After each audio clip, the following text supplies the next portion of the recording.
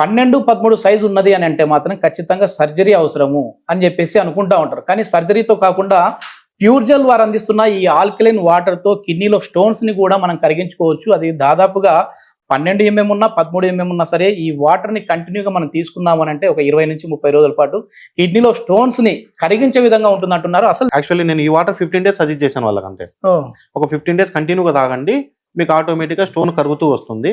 Particular మన pure gel water ఎట్లా తగ్గిస్తుంది అంటే మన వాటర్ మైక్రో క్లస్టర్ వాటర్ అండి.